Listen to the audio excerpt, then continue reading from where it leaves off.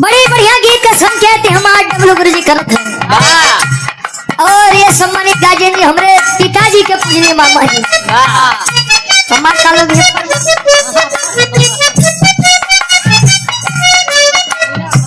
पतिपुर की पावन सजमी से गार्जियन जी हमारे आपके भी श्री चरणों में कोट कोट नमन बा बंदन बा स्वागत बा सम्मान बा।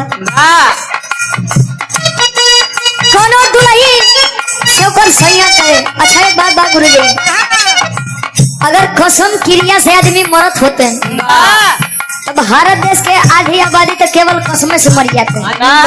पूरा पाकिस्तान ये बात तुम्हें तो बड़ा बेजोड़ी आदमी है हो। आदमी कुछ होता कोई जानला तोरे माई की कसम जानला तो हर कसम तोरे अलावा हमारे जिंदगी में तो है ही नहीं बा। आई एम सिंगल तो सिंगल दिखाते हैं भाई हाल कुछ काम होई तो बेचारे चल जाए काम जान लो भगवान कसम हम का बताइए कि जवन बा कुल हरे बा कुल बा हरे बाकी हम नहीं जाने। आ इतने में तो आदमी भरोसा मरत बा, लेकिन अगर सचो बात होता है तो आदमी तो मर जाते हैं, भगवान लगे पहुंच जाते हैं। और सबसे ज्यादा आदमी भगवान के मरबो करते हैं। अच्छा शक हुआ है अपने पत्नी के ऊपर पति को, तले दुल्हिया जाए के गोल पकड़ के कहा भाई हमार राजा जी तनी सा हमार बात सुना का कहे।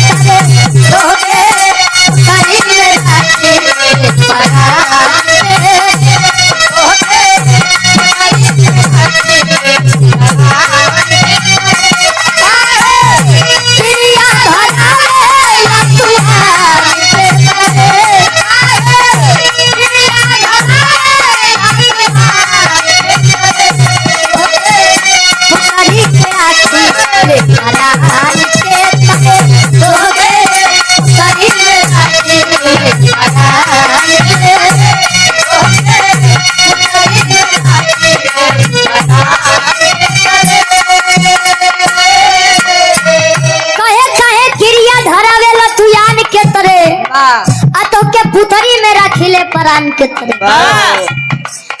एक बात जान लीजिए, शादी के बाद जितना प्रेम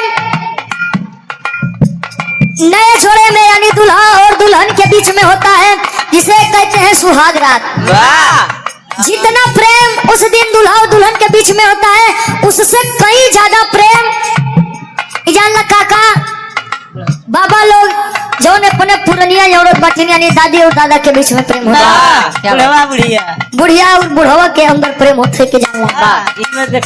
अगर वो हमारे पिताजी के मामा है, अगर नहीं मामी हमार नहीं है, अरे बकलेन हमारे मामी नहीं मेरे पापा एक मान लो आप लोग कि अगर बुढ़वा के तबीयत खराब बा, बुजुर्ग आदमी के तबीयत खराब बा, ओकर मेहरारू क्यों लेते ने जाके कह दे ए जी तनी सर दबाई दे का तोहार मुड़वा दबाई दे का तो समझ ला कलेजा एकदम हरियर हो जाता कि आज भी प्रेम है। ये होता था प्रेम, ये होता था सम्मान किसी के प्रति। एक गवैया बदल के गा दिया कि राह चली ला टोकेला सोनार सैया जी खाए नथिया गढ़ोला उधार सैया जी। तमाम गीत बा गुरु जी। अरदास बाया मंच के माध्यम से देखिए संसार में जन्मदायिनी माँ से बढ़कर कोई माँ नहीं होती है और पिता से बढ़कर कोई देवता नहीं होता है। लेकिन एक माँ जिन्हें हम जगत जननी माँ कहते हैं, जिनको हमारी भी माँ माँ ही कहती है और आपकी माँ भी माँ ही कहती है। अरदास बा मंच के माध्यम से कैसे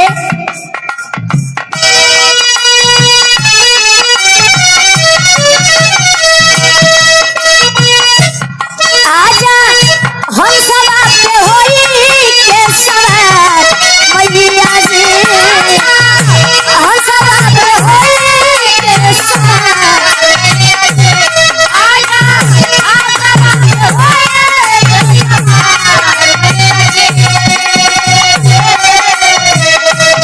आजा हम सब आपके होई के सवार मैया जी, काहे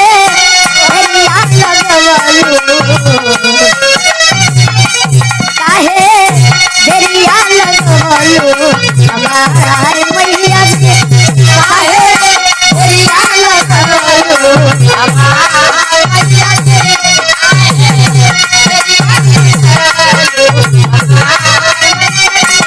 आजा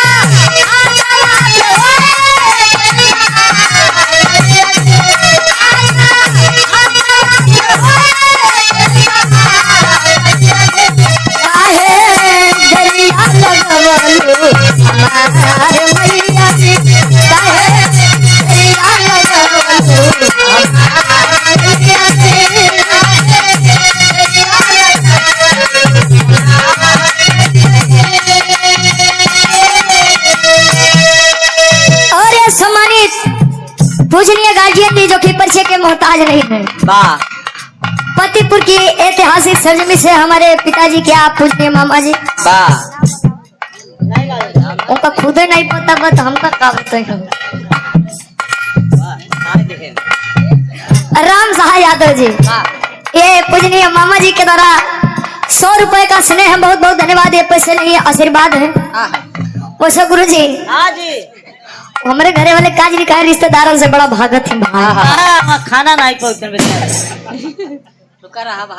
ना, वो रिश्तेदारी वाले खाना बहुत बढ़िया देते हैं, वो रिश्तेदारी में नहीं हजम होता है। ए भाई गोला पड़ा का मत दगावा, जले हम गावत है तब तक। अरे दुल्हिनपुर से फौजी भाइयों की तरफ से केवल 100 रुपया। अबे परिभाषा बताइए तब देंगे। अच्छा वो तो शिवराम में चाचा बता पाइए, भाई परिभाषा है। ये हमारे गार्जियन जी के द्वारा 100 रुपए का स्नेह है, बहुत बहुत धन्यवाद। आशीर्वाद के छारी के हम बच्चे अपनी कला में कामयाब रहे। ये रिश्ता में हमारे कुल चाचा है।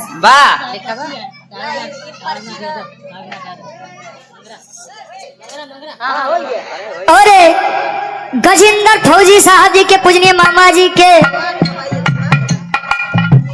लड़के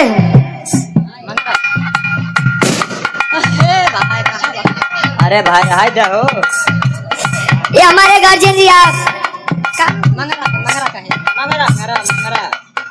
मगरा की ऐतिहासिक सरजमी से बाबूनाथ यादव जी के तरफ से 100 रुपए का सम्मान, बहुत बहुत धन्यवाद। का हो दुश्मनी बक्का हमसे तोहार, तू लोग इतना गोला पड़ा का प्रवेश कम भी यहाँ वाला घर ज्यादा लगी या बदे बंद कर दे भाई, तुम्हारे बात ठीक है, लेकिन बंद करवाओ के। और आप अजय टेलर अयोध्या नगर से गाने का फरमाइश बाकी भोला जेकर भी आए हो जाने। ये हमारे अजय टेलर भाई हमारे बहुत बड़े फैन हैं। कौन वाला फैन है? टेबल वाला फैन का मतलब सोशल मीडिया पे बड़ा प्यार देते हैं, सम्मान देते हैं। जान जान भाई ये हमारे भाई अपनी दुकान पर हमारा बिरहा बजा कर बड़ा सुनते हैं। अयोध्या नगर में इनकी दुकान है। बड़े भाई के द्वारा ये 200 रुपए का सम्मान बस भैया की बात हो जाता। कहे कहे दरिया लगवलू हमार मैया जी, कहे संतों के साए में सतगुरु का ढाबा है, और मन मानो तो मथुरा, मन मानो तो काबा है। ये मन बड़ा चंचल होता है, जल्दी तब हाँ भजन में लागत नहीं गुरुजी, लेकिन लाग जाए तो हनी प्रीत के भाई हो जाए। उनकर बेचारू के कुल बात हनी प्रीत आशा राम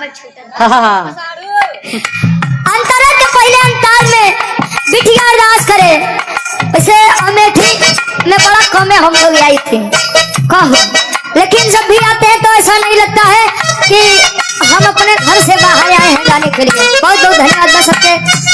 अंतरा के पहले अंताल में कवि जी कहते हैं कि बंद करवा देना है तो हम भी रहा बंद कर देब। कहे कैसे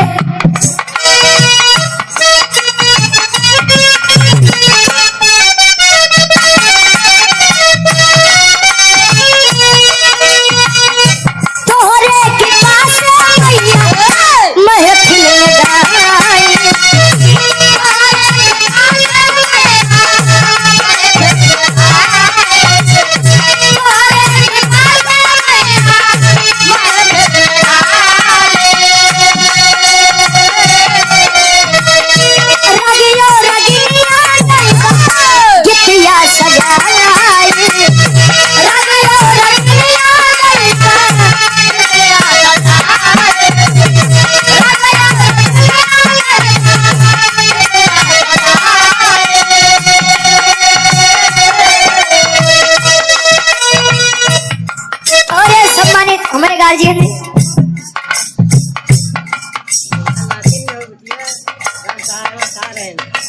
तोरे बाबू के मौसा है।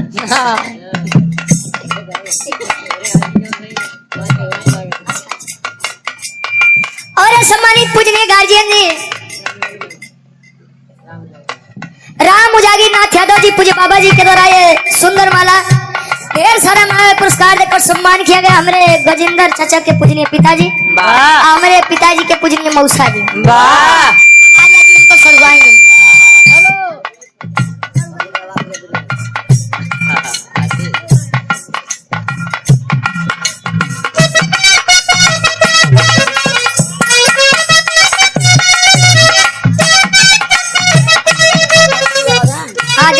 भाऊजी नहीं चाची खुद बेचारू भुलाई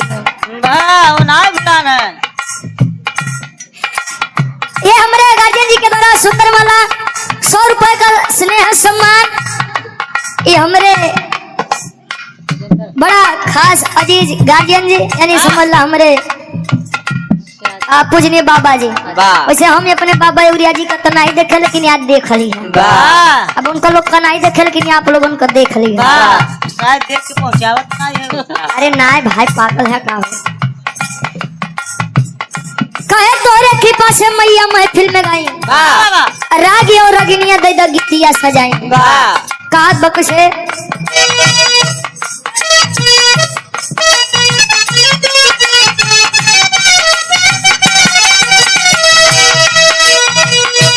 याद हमारा से होई तो है प्यार मैया से हमारा से होई तो है प्यार मैया से हमारा से होई तो है प्यार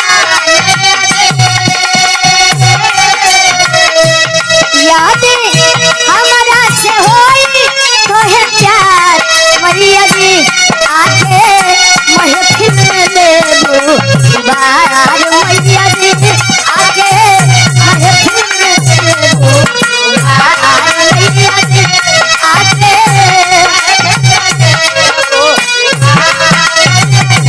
याद हमारा से होए तो है प्यार मैया जी याद हमारा से होए तो है प्यार आके महफिल में देबो बार मैया जी आके महफिल में देबो बार मैया जी।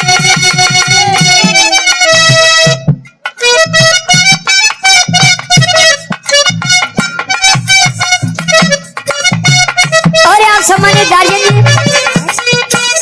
महेश यादव जी पूर्व ब्लॉक अध्यक्ष वर्तमान जिला सचिव समाजवादी पार्टी लवली पोख्ता खाम हमारे ग्राम समाज का लल्लू चेष्टा खा चस्ता नहीं मैं कहा पोख्ता खाम यार।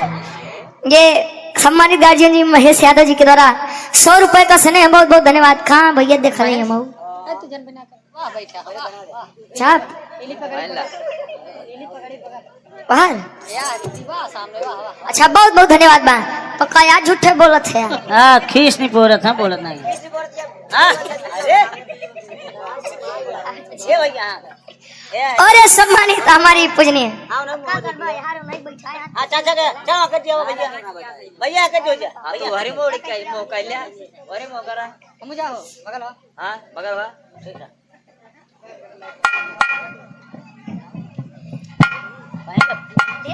पैसा ले है बेटी पैसा ले गोड़ बचाए रात जग जाए हां अरे तो हम सही है नो बक मौसा नहीं है चाचा है ना मार ओए कह दे मतलब अपने मनस कह दे वाह और सम्मानित पूजनीय गार्जियन जी कार्यक्रम के आयोजक साहब हमारे पूजनीय चाचा जी आप गजेंद्र यादव जी फौजी साहब और उनकी धर्म पत्नी जी और सम्मानित हमारी पूजनीय चाची जी वाह सेकंड माई हाँ माँ सेकंड माई भाई तो जो ने कहा अच्छा पायल काय बजे बचेंगे वो ये सम्मानित गार्जियन जी के द्वारा सुंदर माला और ये 501 रुपए का सम्मान बहुत बहुत धन्यवाद दोनों पुरानी से हम तो सोचे आओ तन जय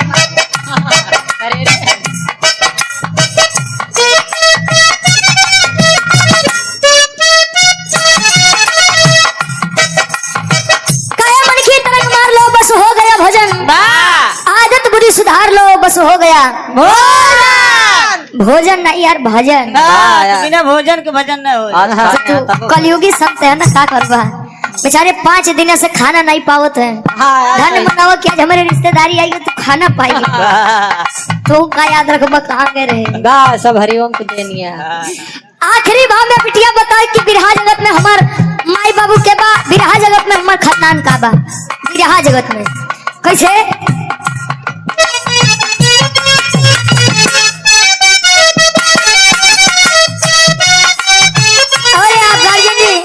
गणेश कुमार यादव जी रायपाल का पूर्वा दीपकपुर से बड़े भाई के द्वारा 100 रुपए का स्नेह बहुत बहुत धन्यवाद चरणों में कोट कोट नमन है आशीर्वाद के चार के मुझे अपनी कला में कामयाब ये काला भी है हमार खुद नहीं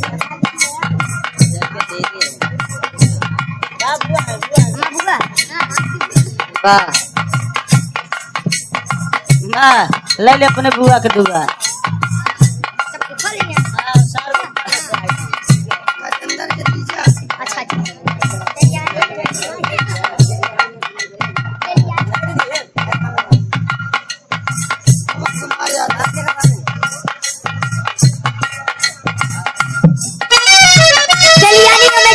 सजमी से आप पवन कुमार यादव जी हमारे गजेंद्र चाचा के पूजनीय जीजा जी और हमारे फूफा जी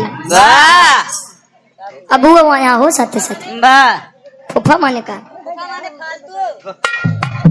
चाहता 2-3 हाथ यहाँ से लेके जाई क्या यार ये गार्जियन जी के द्वारा पूजनीय बुआ जी के द्वारा सुंदर माला और 200 रुपए का स्नेह फूफा मस्त है एकदम मूड में है ना मूड में है बहुत बहुत धन्यवाद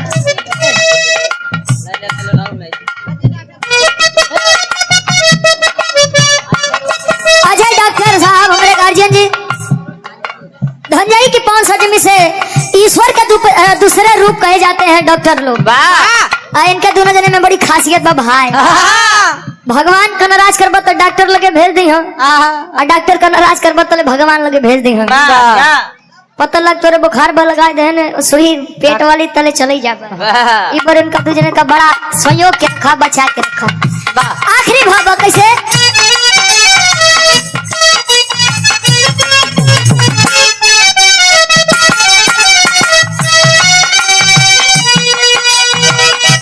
गुरु बिहारी गुरु गणेश के बनवालो गुरु बिहारी गुरु गणेश के बनवालो गुरु बिहारी गुरु गणेश के बनवालो रामदेव चंद्रिका के तू ही सजावलू रामदेव चंद्रिका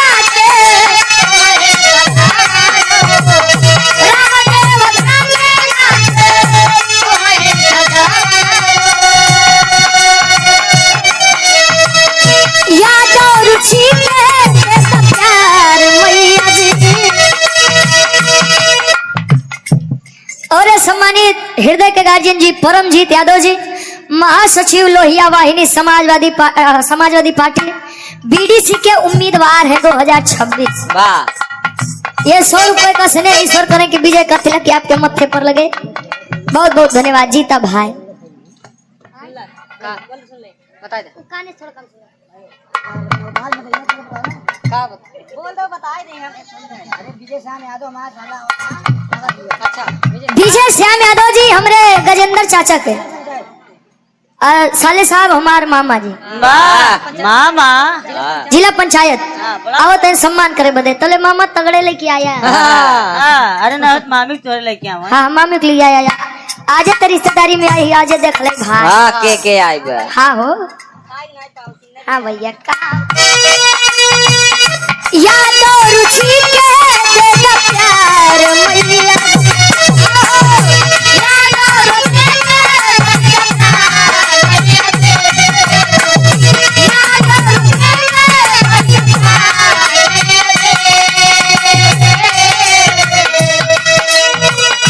यादो रुचि के देगा प्यार मैया जी। अरे काहे दरिया लगवलू काहे दरिया लगवलू हमार मैया जी। काहे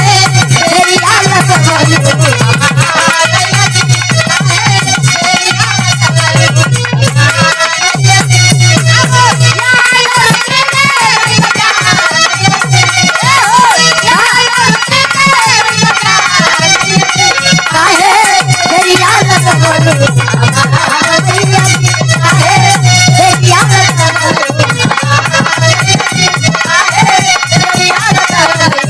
हमार मैया जी।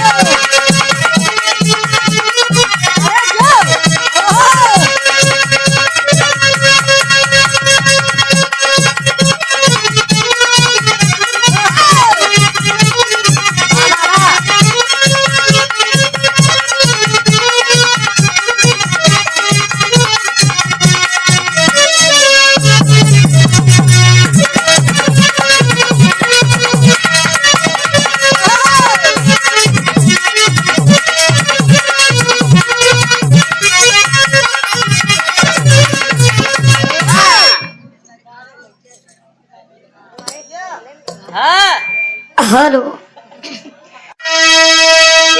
आस लगल विश्वास बढ़ल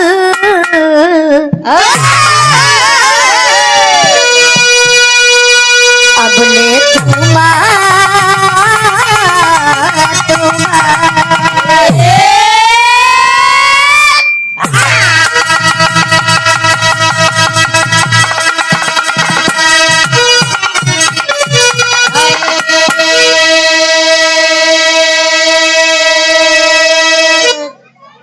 गुरु मूरत मुख चंद्रमा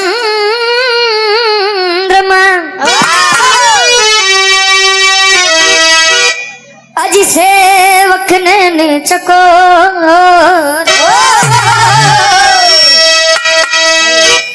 बार बार निरखते रहूं अब सिर गुरु चरण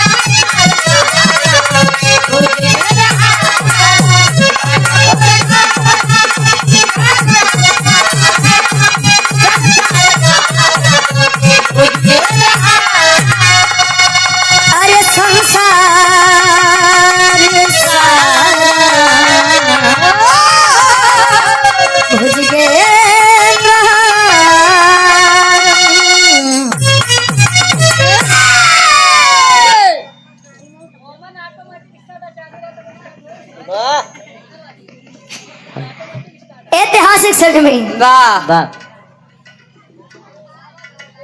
दिनई कपूरवा अमेठी के ऐतिहासिक सज में वाह सिटी रोकला समझाओ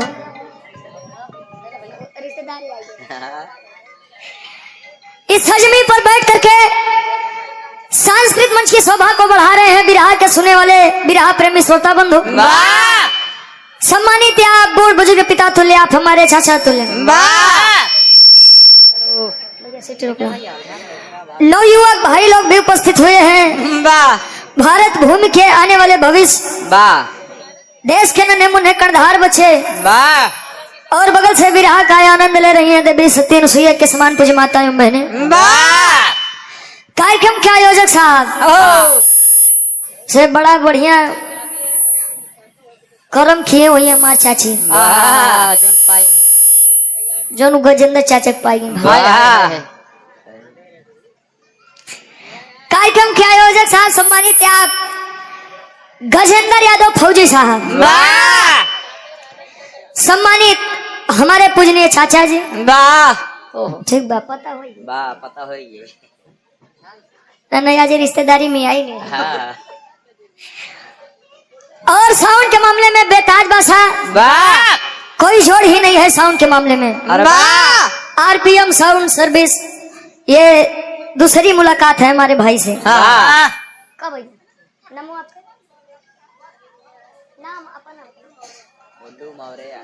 गुड्डू मौर्य हमारे भाई। वाह बिरहा का बड़ा शानदार कार्यक्रम रखा गया जिसमें बिरहा जगत के बड़े अच्छे कलाकार, बड़े सुंदर कलाकार इस सरजमी पर चलकर आए हैं। आप आदरणीय शिवराम यादव चाचा हमारे सुल्तानपुर से। वाह जीवराम जीवराम नहीं यार, शिवराम यादव जेकरे नामे में शिवराम बा भाई। वाह काहे नहीं खेला दिखाई राम सबके कई स्वर में हम गायिका रुचि यादव प्रतापगढ़ से वाह अपनी पूरी टीम की तरफ से आप सबके स्वागत, सम्मान, अभिनंदन एवं वंदन करते हैं। वाह आशीर्वाद के चाहे कि हम बच्चे अपनी कला में कामयाब रहे। बड़ी सुंदर सुंदर गीत आप लोग सुने हमारे शिवराम चाचा से। वाह कौनो जवाब नहीं बा भाई। वाह हिंदू धर्म में वाह लोग अपने अपने मन चाहे देवी देवता के पूजा आराधना वंदना करत है। वाह केहू राम के पुजारी बा तो केहू श्याम के पुजारी बा।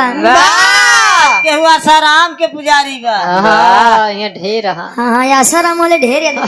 वाह हमको लगता चलो जेल चलिए बेचारू यार चलिए। वाह चली हम। अरे नहीं भाई तू कहाँ जाते हैं? अबे समय ना भईबा। अब तनी सा भाव भजन हो जाए ऐसा गवैयन के कल्चर बा, रीति रिवाज बा, संस्कृति बा, सभ्यता बा। बाप आओ करे बाद फिर आगे बढ़ा भाई। अब हमारा पेट नहीं भरे तो ले मुहनो नहीं पिया। बस ढेर कह दई है। हाँ यार बिल्कुल मंच पे कहो बिना गवैये के मंच सुनने लागत भाई। हां बहुत सही। अब कहाँ साड़ू साई का दिक्कत बा से मंगरा वाले आदमी बड़ा उत्पाती होती। वाह कैसे कहो अब एक लाइन कुछ बजे ये हमार अपना म्यूजिक प्रयागराज के डायरेक्टर साहब हमारे महेंद्र दादा बड़ा दूरिया से आए बेचारे प्रयागराज से। एक लाइन हो जाए हमारे दादो खातिर। कैसे अब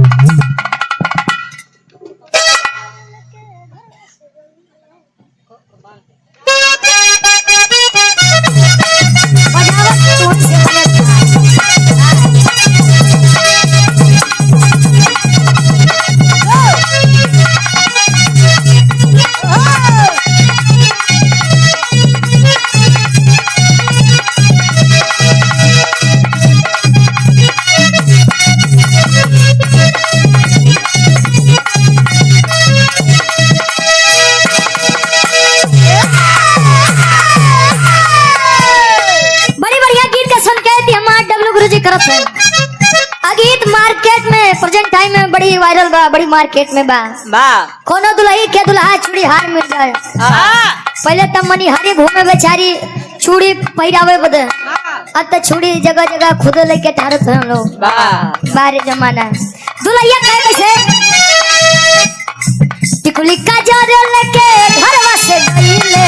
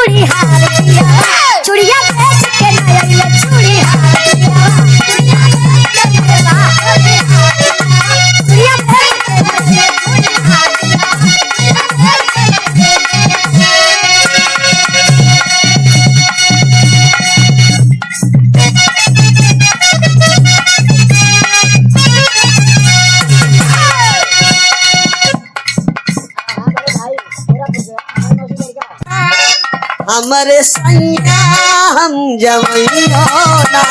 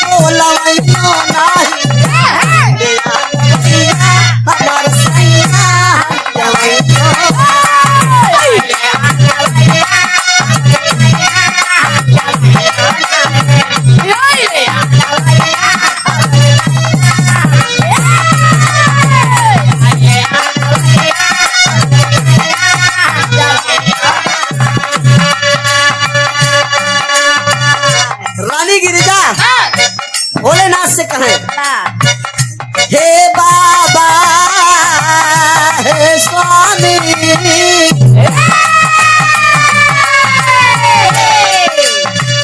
विनय बा हमारी विनय बा हमारी अवतारी है पुरारी भोला हमारी अवतारी है पुरारी भोला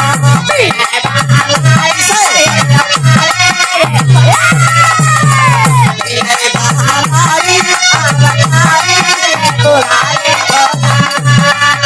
बनवाई द सुंदर एक थे महल अटारी भोला बनवाई द सुंदर एक थे महल अटारी भोला विनय बा हमारी अवतारी है पुरारी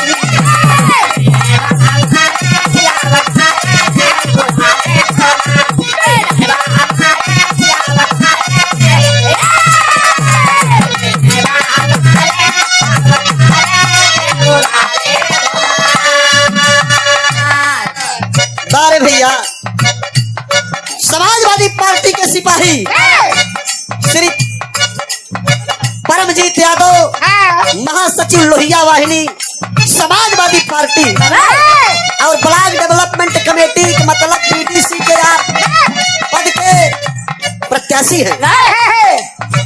क्रांतिकारी सलाम है, सम्मान होगा आपका। गिरजा कहा है बनवाई द सुंदर एक थे महल अटारी भोला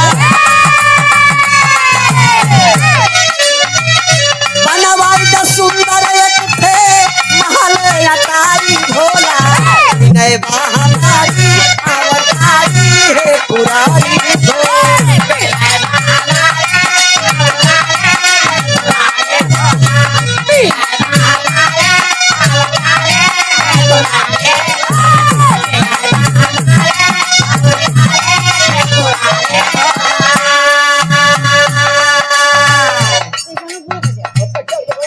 नहीं मत भेजा उनके ये गाना पूर्ण कर हम पक्का आप बैठा योग रामा के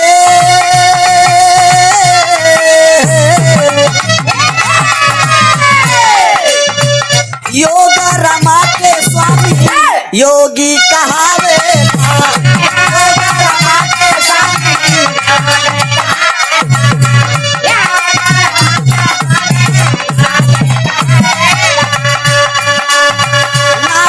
उदानी आस भक्त के पुरावेला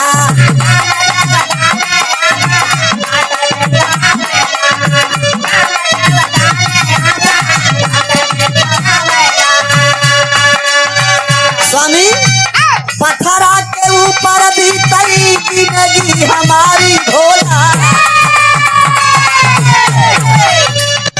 पत्थरा के ऊपर भी तई जिंदगी हमारी भोला विनय बा हमारी अवतारी है पुरारी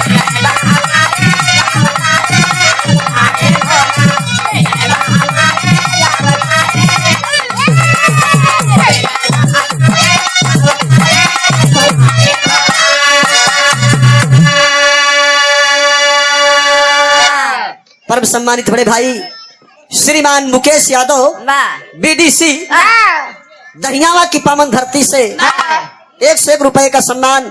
बहुत बहुत नमस्ते प्रणाम है उपस्थित जनमानस को नमस्ते प्रणाम है। कहा बतावा कबले पत्थरे पे गाड़ी सरकी है बेटा है शांति शोरगुल नहीं लल्ला देश के भविष्य है आप सब शांति बनावा। अगली पंक्ति में कहना भाई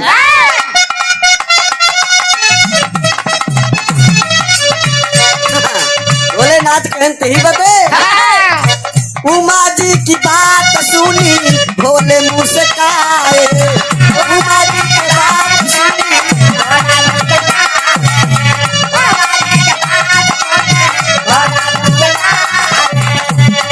कैलाश ऊपर दिशा कर्मा के बोलाए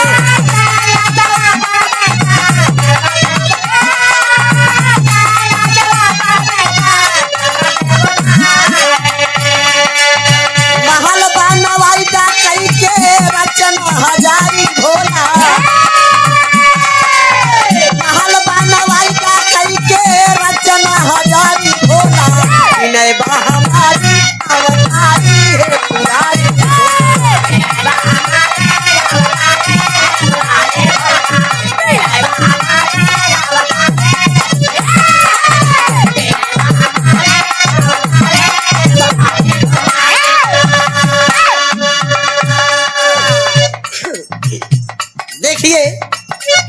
फौजी भाई के दरवाजे पर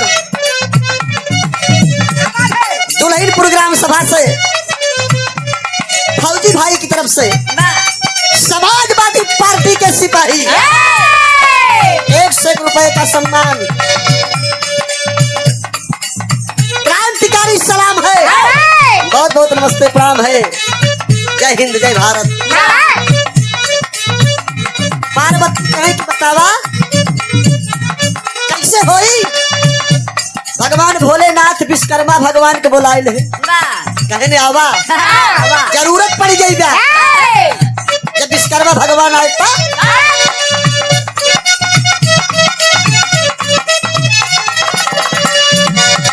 तीर कूट पारावत पे कैले कारी भारी जा।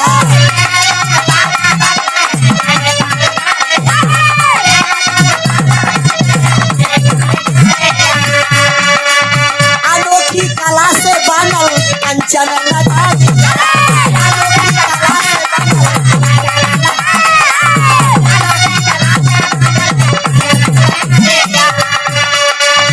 लंकापुरी का नाम जाने दुनिया सारी भोला।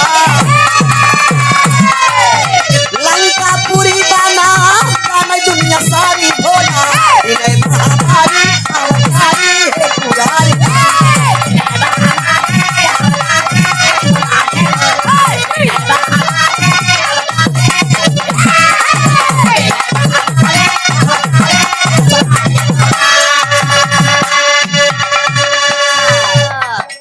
भैया भोलेनाथ विश्वकर्मा भगवान को बुलाए और एक सुंदर महल जिसका नाम लंकापुरी, कंचन मीन्स स्वर्ण मीन्स सोना, सोने की लंका की रचना किए विश्वकर्मा भगवान।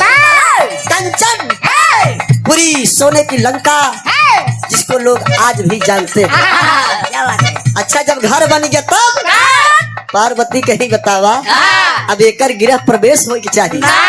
जैसे ही आज राम उजागिर बाबूजी हमारे गजेंद्र भैया भाव बना विचार बना कि सुंदर महल का निर्माण हो गया है, गृह प्रवेश किया जाए, लोगों को दरवाजे पर भोजन कराया जाए, सांस्कृतिक प्रोग्राम कराया जाए, शिवराम यादव रुचि यादव का विवाह कराया,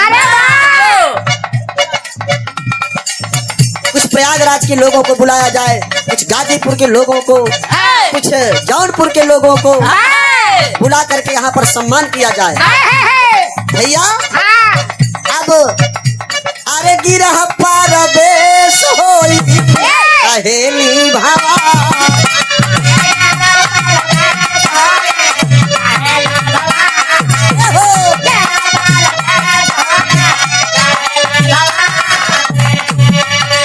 अरे खोजी के लिए आवा स्वामी विप्र कोई जा।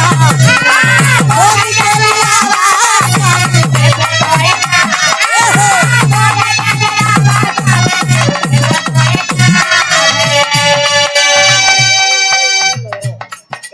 भैया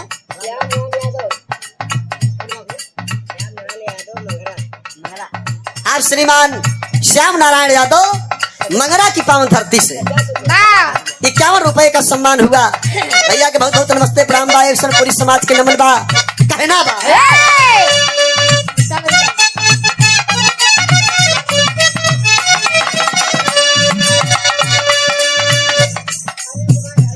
गिरह परवेश होई कहेली भवानी। अरे मोरी माई क्या नाम बताए? अनिल कुमार यादव। भैया के तरफ से 51 रुपया के प्यार बहुत बहुत धन्यवाद। अबे दादा हुए हैं जितना कुटुंब परिवार बस सबके लौबे सबको शक्ति मिले तब गाय बजाए पाऊ। भैया हो भैया हो कहे भैया हो। अरे बाप रे बाप पावत ना है। गिरह परवेश होई कहेली भवानी। अरे खोजी के लिए आवा स्वामी विप्र कोई जा।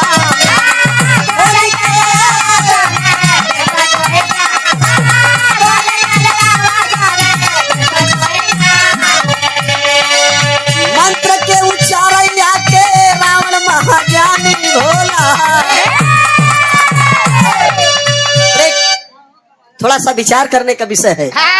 आज भी लोग कहते हैं रावण राक्षस था। रावण राक्षस था।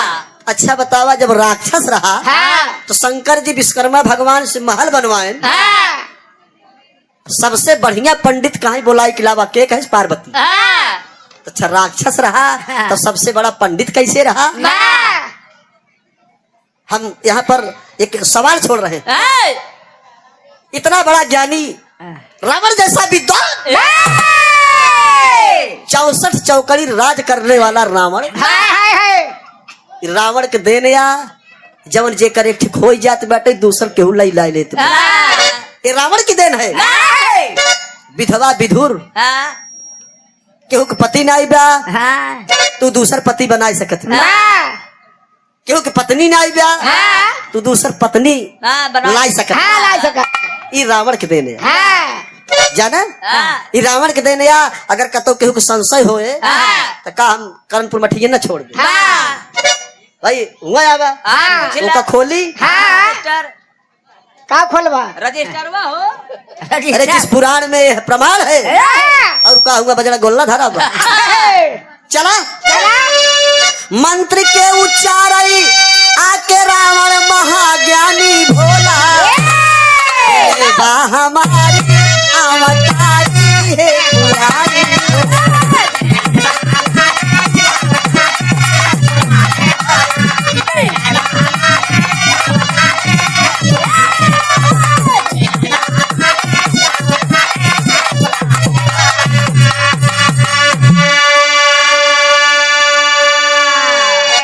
मेरे गाने की अंतिम लाइन है भैया। मेरी गीत समाप्त हुई। एक लाइन बचल बा भाई अंतिम। जब पैसा दे दी है तो का हम खत्म कर मंगरा भैया। हमार अनिल कुमार यादव मंगरा अगर आ जाए तो लाइन लंबी हो सकती है। मान ला खत्म करे के कहीं दी नहीं। जैसे अगर केहू भाई आइन गया तो कहो अपन हम रोजी रोजगार भुला जा। हल्ला ना पैसा जिंदा चले लेकिन हल्ला जिनके है ना गल्ला उठाई ले। 51 रुपया पुरस्कार भैया हमारा अनिल यादव मंगरा। नौ नहीं आएगी भैया। बहुत बहुत धन्यवाद। हाँ चला वंश भैया ही पहले की प्रणाम बा और आप सब भाई के अभिनंदन बा वंदन बा। लास्ट लाइन में जब महल बन गई पंडित जी आई गए। पंडित जी का मतलब रावण। जब मंत्रोच्चारण कहन समापन भा जजमान कहा थन कि महाराज काव दे। रावण लखे से हुआ महल कंचन महल। जब लखे से नीचे से ऊपर ले कहीं जजमान कहीं आप इतनी सुंदरता से मंत्रोच्चारण कहा और इतना सुंदर सम्मान कहा हमन भाई मांग ला जवन मन कहा तवन मांग लिया। अब इतना हम आश्वासन देते ही आपका कि अगर हमारे लगे न होए पता होए मंगवा के दे। रावण कहे बस जजमान फंस गया। अरे दक्षिणा में महल रावण ले यह दक्षिणा कब तू ब्याह आज बंद करे वाला है। अरे दक्षिणा में महल रावण मांगा है हुला।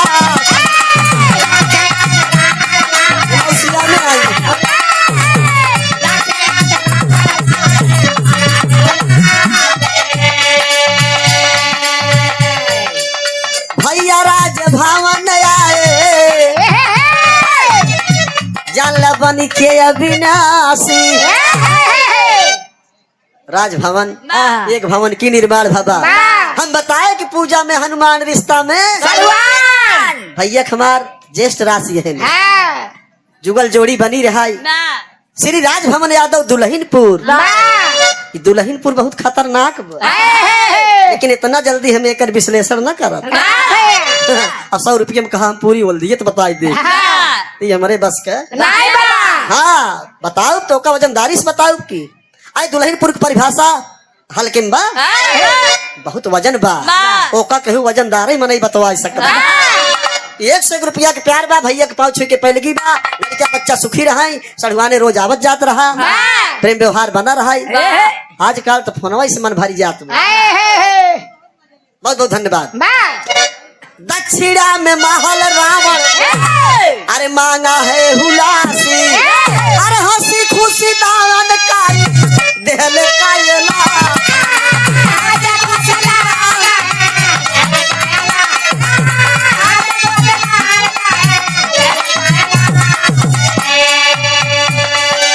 राजमद में रावण पानी गवाया हंकारी भोला, अरे राजमद में रावण पानी गवाया हंकारी भोला। लेकिन हमार विनती बाटे राम उजागिर बाबूजी से, गजेंद्र भैया से, पूरे घर परिवार से, नात रिश्तेदार से, रावण के भले दई देन शंकर जी, लेकिन एका केहू दान जिनके कितनी रुपया लगाए है, कितनी मेहनत की है, खून पसीना कमाही बा, देश के सेवा कमाही बा। मोर भैया केहू के दान जिन दे है, त्रेता न हो ई कलजुग या। अरे राम दोहाई सरकार की भाव बनाए रहा आप। अब दान दे दे बती रावण की नाई केहू पगलाए। अरे राजमद में रावण बनी गवाया हंकारी भोला, विनय बा हमारी अवतारी। इतने प्यार से बजो चोट न लागे पावे। देखा हम कहत रहे जे का खो जाए ना। लास्ट लाइन बते का प्रत्याशी महोदय वही परमजीत यादव, ग्राम कौन गांव है हो, कौन गांव गाँव ना लिखे नहीं, दौलतपुर से। बार बहादुर तभी तैयार था। जब दौलतपुर के है तो का कौन टेंशन बा, चाहे जाई जाई आवा जा। कन्हैया का वंशज है, बढ़िया से मेहनत करा। और इसे आजकल तमाम उम्मीदवार हैं, जीते भाई जे 10 सीसी डिग्गी में धरे रहे। भैया गलत कहा थी बताया। यह जमाना वैसे चलता बा, अगर 1-1 किलो पनीर पहुंचवा देवे कहीं हाँ कलावती कि नहीं रहते कहीं पहले हमें 1 सीसी छाना। हाँ पुरुषन में जिन जाया, अब महिला ही छानत है। हाँ बिहार कोरी चला जाता ना, गगरीन पहुए जहाँ बंद है दारू ना नीचे। गाजीपुर में ताड़ी मिले थे।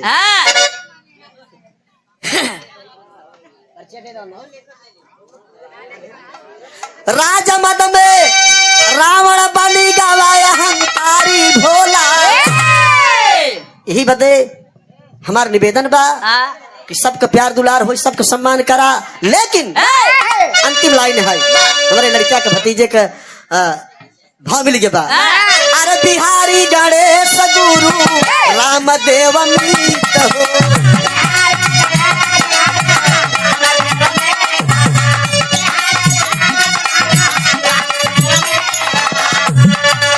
लागल शिव राम के बास बही से पीत, लागल शिव राम